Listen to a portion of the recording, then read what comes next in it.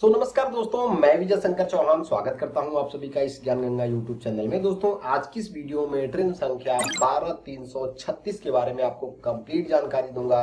जैसे कि ट्रेन की चलने की टाइमिंग क्या है, ट्रेन कौन से स्टॉप पे कितना समय के लिए ठहराव लेती है और किस क्लास में आप टिकट लेंगे तो कितना किराया लगेगा, बिल्कुल स्टेप बाय स्टेप जानकारी दूंगा। दोस्तों, अगर आप किसी और ट्रेन के बारे में जानना चाहते हैं तो कमेंट सेक्शन में जरूर बोलिएगा। दोस्तों, ट्रेन संख्या 12336 Lokmanya Tilak terminus Bhagalpur superfast express train है और मुंबई से भागलपुर जाने के लिए एक ये प्रमुख ट्रेन है। दोस्तों, ये गाड़ी सप्ताह में 3 दिन चलाई जाती है लोकमान्य तिलक टर्मिनस से भागलपुर के लिए, मंगलवार, गुरुवार और रविवार।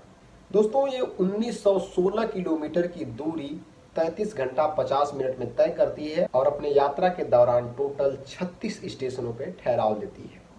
इस ट्रेन की टाइमिंग की बात की जाए दोस्तों, तो ये ट्रेन सुबह 8:05 पे लोकमान्य तिलक टर्मिनस से रवाना होती है और ट्रेन शाम को 5:55 पे भागलपुर पहुंचाती है। इस ट्रेन में कोटा सभी प्रकार के दिए जाते हैं। आप जनरल, तत्काल, सीनियर सिटीजन, लेडीज, दिव्यांग सभी कोटा के तहत टिकट ले सकते हैं। यहाँ पे इस ट्रेन में कैंटीन की सुविधा भी दी जाती है। यहाँ पे इस ट्रेन में अगर कोच की हम बात करें तो टोटल 22 कोच दिए जाते हैं, जिसमें आपको 2 सीटिंग, स्लीपर, 3 टियर और 2 टियर की सुविधा दी जाती है। इस ट्रेन में अगर हम किराए की बात करें दोस्तों, तो आप लोकमान्य तिलक टर्मिनस से भागलपुर तक इस ट्रेन का टिकट लेते हैं तो आपको 2 सीटिंग जनरल में 470 रुपए का किराया लगने वाला है। स्लीपर में आपको 665 रुपए और 3 टियर में 2000 रुपए का फेयर जाता है।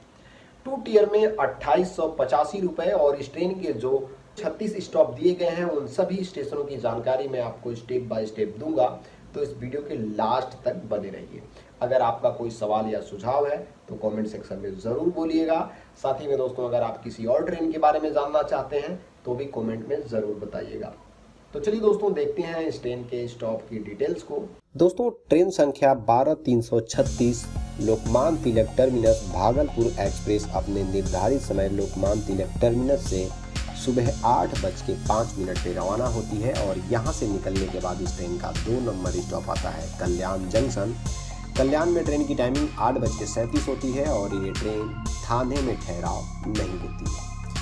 ट्रेन कल्याण के बाद पहुंचती है नासिक रोड। ट्रेन की टाइमिंग 11:20 हो जाती है और 11:25 को ये ट्रेन यहां से रवाना होती है 5 मिनट ठहराव लेने के बाद और फिर अपने अगले स्टॉप पे पहुंचती है मनमाड़ जंक्शन। मनमाड़ में ट्रेन की टाइमिंग 12:20। यहाँ पे ये ट्रेन 5 मिनट के लिए ठहराव लेती है और फिर अपने सफ़र के लिए रवाना होती है तो पहुँचती है भुसावल, जो कि इस ट्रेन का 5 नंबर स्टेशन आता है भुसावल और ट्रेन 2:50 पे भुसावल में पहुंचती है। गाड़ी यहां तक दोस्तों 429 किलोमीटर की दूरी तय करती है और फिर पहुंचती है बुरहानपुर। इस ट्रेन का 6 नंबर स्टॉप आता है। गाड़ी 3:43 पे पहुंचती है।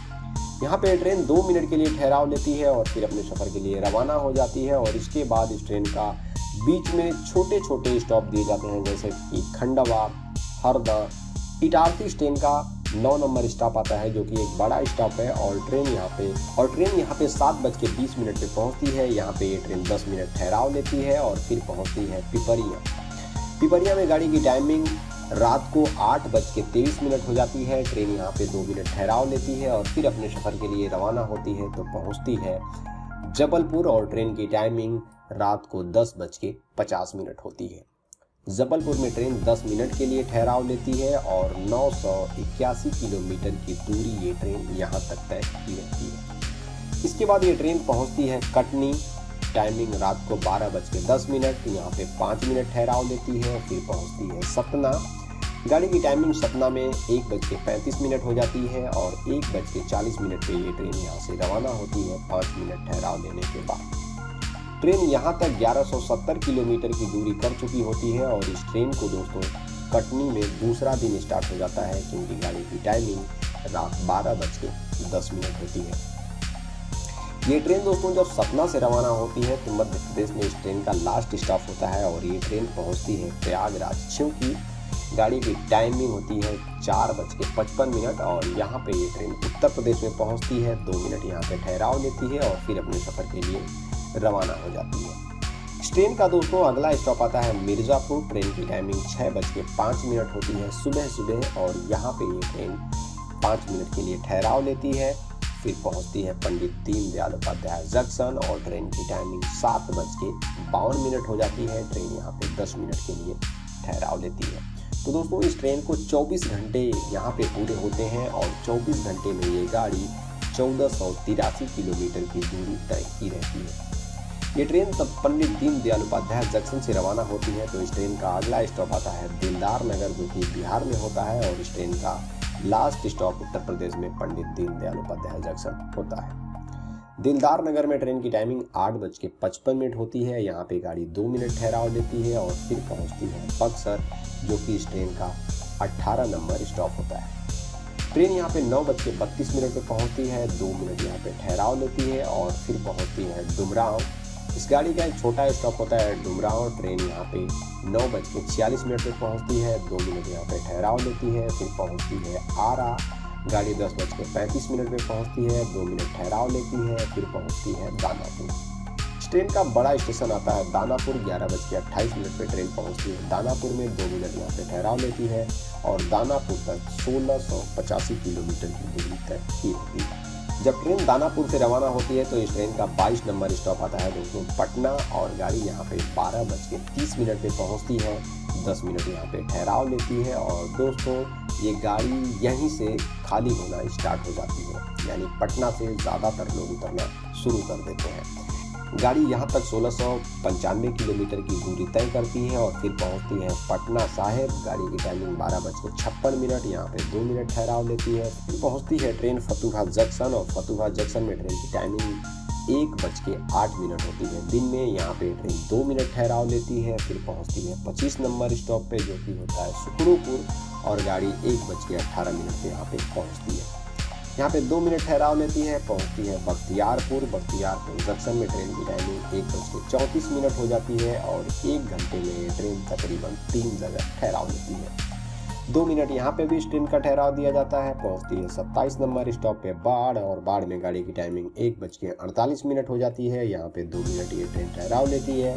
पहुँचती है 28 नंबर स्टॉप पे मोकामा जंक्शन, जो कि इस ट्रेन का एक बड़ा स्टॉप आता है, और ट्रेन 2:08 पे पहुँचती है। फिर पहुँचती है 29 नंबर स्टेशन पे लखीसराय जंक्शन। गाड़ी की टाइमिंग 2:53, यहाँ पे ट्रेन 2 मिनट ठहराव लेती है। फिर पहुँचती है 30 नंबर स्टेशन पे किऊल जंक्शन, और किऊल जंक्शन में ट्रेन की टाइमिंग दिन में 3:30 होती है।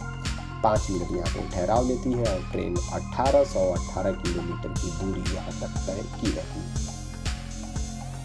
किऊल के बाद इस ट्रेन का अगला स्टॉप आता है दोस्तों कजरा, और कजरा में ट्रेन की टाइमिंग 3:53। दिन में यहाँ पे ये ट्रेन 1 मिनट ठहराव लेती है। पहुँचती है अपने अगले स्टॉप पे अभयपुर, और गाड़ी यहाँ पे शाम 4:06 पे पहुँचती है।